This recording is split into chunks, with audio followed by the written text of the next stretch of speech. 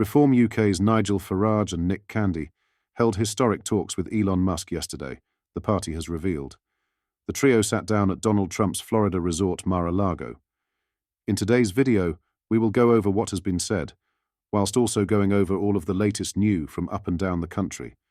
But first, hit the like button and subscribe to the channel and join our fast-growing community. Just a quick one to say we have new Make Britain Great, again t-shirts available on our store. Go grab them now. They are available at britishstand.com or check the link in the description.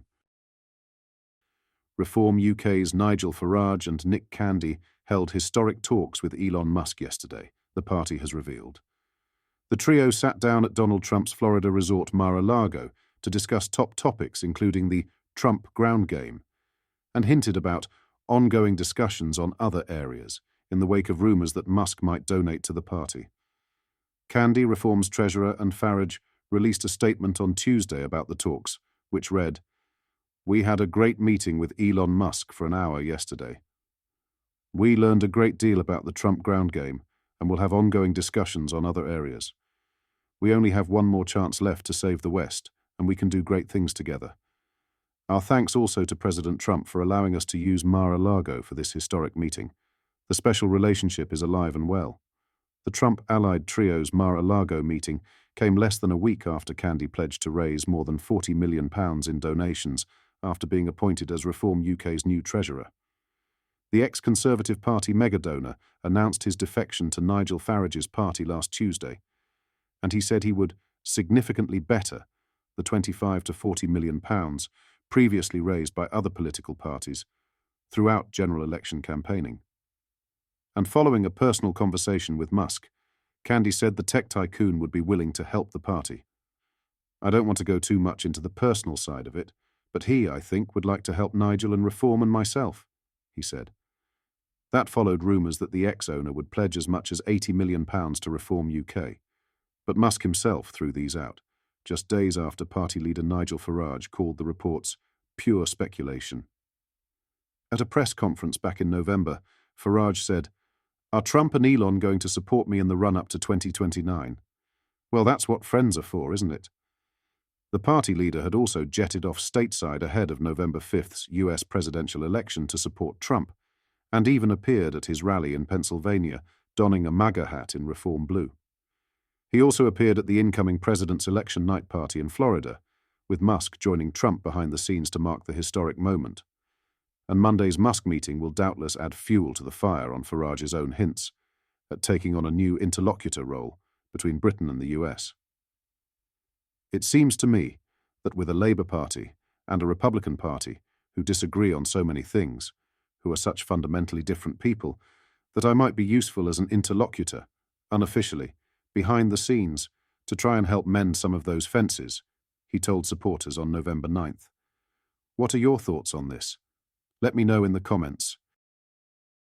In other news, a tax expert has raised serious concerns about the impact of Chancellor Reeves's recent inheritance tax changes, warning they could devastate British farmers. Stuart Maggs, head of tax at the respected law firm Howes Percival, spoke passionately to the DEFRA Select Committee, explaining that for over 30 years, the best advice for farmers has been to hold on to the farm until death. This advice has kept many farms in the hands of elderly parents, who've worked tirelessly their entire lives to provide for the nation.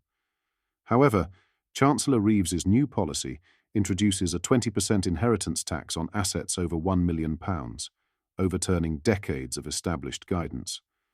Maggs explained that this tax has left many elderly farmers fearful of passing on their farms to their children, knowing it will saddle them with enormous tax bills.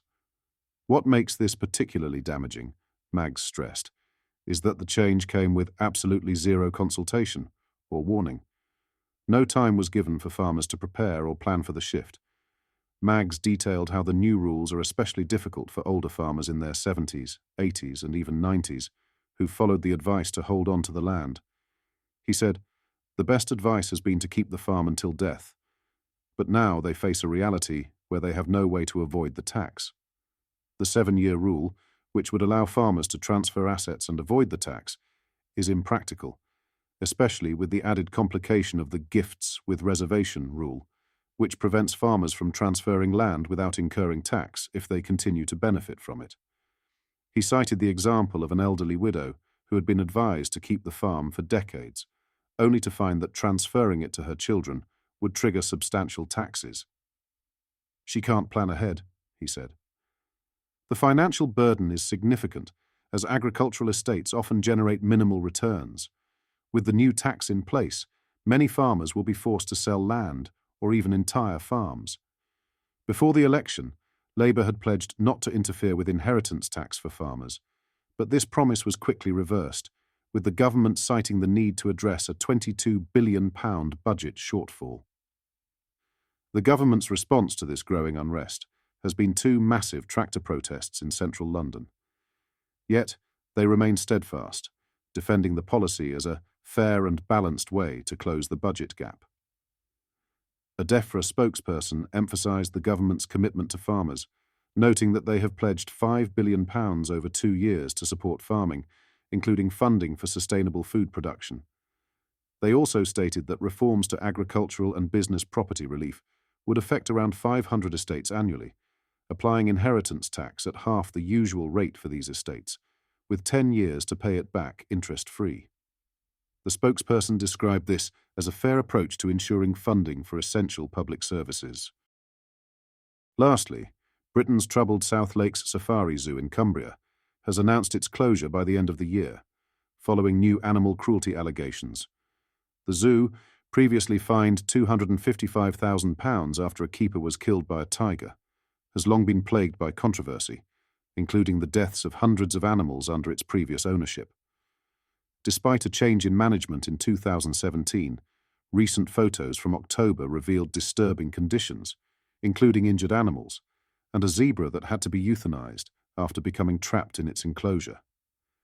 An inspection report from July also revealed serious safety breaches, including a work experience student being left unsupervised with dangerous animals. The zoo's troubled past includes nearly 500 animal deaths between 2014 and 2017, with incidents such as a jaguar chewing off its own paw and a rhino being crushed to death. An undercover investigation in 2022 exposed further distressing conditions, including monkeys clinging to enclosure bars and rhinos confined in cramped spaces. Conservation groups have welcomed the zoo's closure, but expressed concern for the future welfare of the animals. Born Free urged that the animals be rehomed in suitable sanctuaries, while Freedom for Animals called for guarantees that the animals would receive proper care. The zoo's management has announced plans to relocate operations to a new site in Tebay, 40 miles away, and assured the public that all animals would continue to receive the best care during the transition. They are working with agencies to secure new homes for the animals in appropriate facilities. What are your thoughts on what we discussed in today's video? Let me know down in the comments section below. If you've not yet already, make sure you do drop a like on this video and subscribe to the channel for more British political content. Thank you, take care, goodbye.